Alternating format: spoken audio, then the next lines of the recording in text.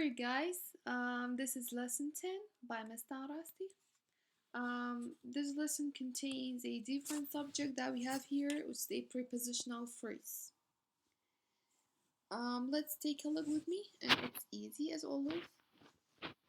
I always try to make things easier for you to understand better, and I provide you with the easy subjects and clear subjects to understand. Um, they might be a little bit more deeper than we are covering here, but because this is the very beginning for you and they are new for that might be new for most of you, so we are starting with new or basic information here. So let's begin the lesson.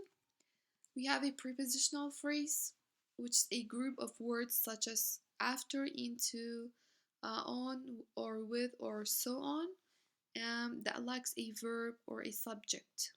And it's the combination of the preposition and a noun or pronoun. So how do we know that it's a phrase? So what's phrase itself? The phrase is the combination of some words that we have um, that lacks of the subject and a verb in a sentence. It doesn't have any subject or any verb, but it's only the combination of some words. So here we have the combination of prepositional words with the other things like a noun or pronoun or object or any other thing that can make a prepositional phrase. So here we have some rules to make the prepositional phrase. It must have at least two words. It must have at least two words. Which is the preposition. It's necessary and we must have it. And then we have to have other words to make a phrase. We can have a preposition alone, but in order to make a phrase, you have to add more words or more stuff to the preposition that we have. It functions adverbially or adjectively in a sentence. It could be an adjective or an adverb in a sentence. Couldn't be anything else instead of two things that we mentioned here. It's a postpositional modifier in which follows the thing it modifies, in contrast to an adjective that comes before a thing it modifies. In the other lessons and in the previous lesson, we talked about the postpositional modifier that are the adjective form that follows the word it modifies. It doesn't come before the noun it modifies, but it follows the noun. So you can know that this is functioning adverbially. Yeah, and it comes after the word it modifies. So the fourth one, when it begins a sentence and is followed by a comma, it indicates to an adverbial function. You must have known that before. Here, for example, at the beginning of the semester, students try to study hard. We have add, which is the preposition, and we have the majority of the phrase, the beginning of the semester, that it makes a prepositional phrase and it's functioning adverbial because we have the subject of a sentence here. And you know that the prepositional phrase cannot be the subject of a sentence. So from that, you know that this is the adverb form. Sorry. This is the adverb form that describes the verb try here. They try to study hard at the very beginning of the semester. Adjectives can be placed between a preposition and an object in a prepositional phrase. You can have a prepositional phrase with adding more words like object or sub-adjective or any other thing to complete the sentence and to give it more detail. The cupcake with sprinkle is yours. With sprinkle here is the prepositional phrase, and you can add more thing here that we added the colorful, which is adjective. So you can add any other thing that you want between the preposition and the object of a preposition that we have here. We use prepositional phrases for many purposes. Um, each of the prepositional phrases that prepositional phrase that we have can be used for different purposes, like as the prepositional phrase of time. You probably heard about the prepositions that they took place or that they are functioning in a sentence by describing something, which is a time, place, or um, any other thing. So this is the same for prepositional phrases here. It could be an adverb of time and place. So we will drive to the shop near our house to buy some food. We will drive, which is already the subject and a sentence, the subject and a verb in the sentence. We have to the shop, which is the prepositional phrase of a place. Near our house, the same, to buy some food, and so on. They will be back in a few days. You know that this is describing a time, so this is a prepositional phrase for time. So these two are the prepositional phrases for place. But to buy here, to buy some stuff, is the infinitive phrase that goes back to the verb drive here. And it's the object of the verb drive. We will drive to buy some stuff. And so from that we can know that the prepositional phrases that we have could be omitted, removed, or you can just change the place of them. But if it's adjective, you cannot change its place. If it's adverb, then you can change its position in a sentence. But if it's an adverb, an adjective, that should be coming after the word it modifies, or a noun that we have. It could be as a post modifiers in a noun phrase. I saw a beautiful girl in a red dress last night at a party. So here, this is describing in a red dress, describing a girl.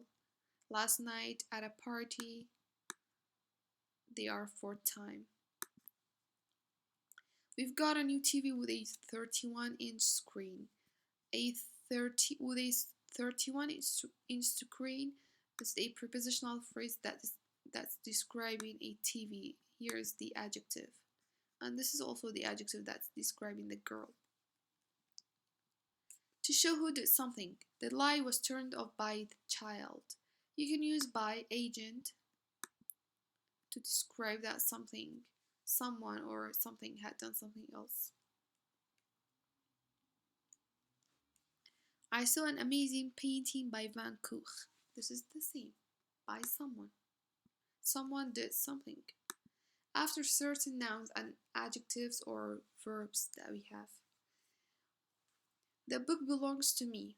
Here we have the verb belongs that should always take the preposition to. So you can say that to me is the prepositional phrase that belongs to the belongs verb here.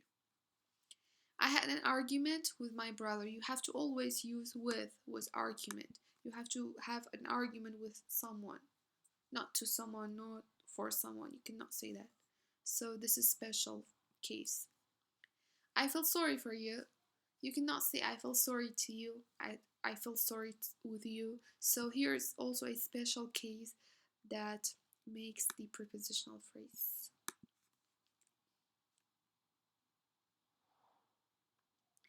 Let's do some exercises together.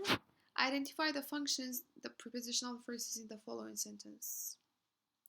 Let's try to identify all the prepositional phrases and then identify their functions.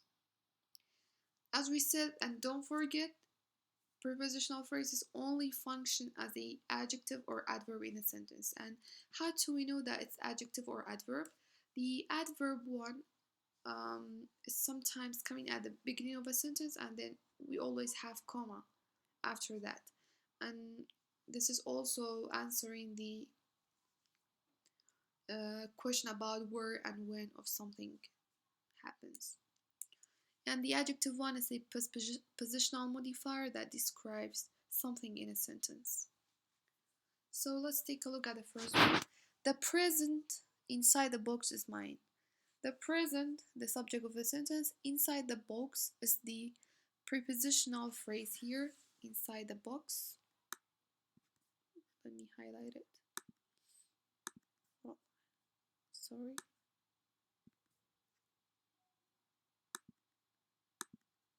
Okay. Inside the box is a prepositional phrase here, which is describing the present that we have. This is the adjective. This is functioning adjectively. The second one, the zone outside the boundary is dangerous to cross. We have the zone, which is the subject of a sentence, and we have outside the boundary, which is the adjective, functioning adjectively.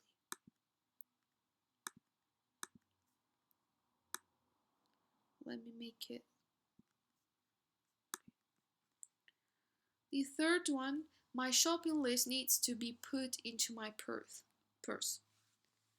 My shopping list is the subject of a sentence. Needs is a verb. To be put is the object that we have. This is not the case, sorry. Into my purse.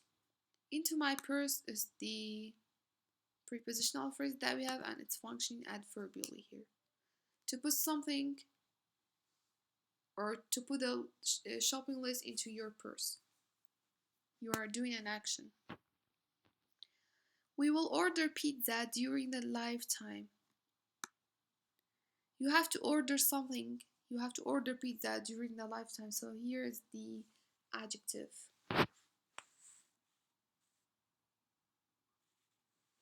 Sorry, this is the adverb. Because you are ordering something during the lifetime. That was my fault, sorry. Without GPS, we will lose our way. Without GPS, here, you know that this is the adverbial because we have the comma here and it's describing something here. Without GPS, we will lose our way. What will you do? You will lose your way without GPS. So this is the prepositional phrase as an adverb. The car beside the red one is the one I want to buy.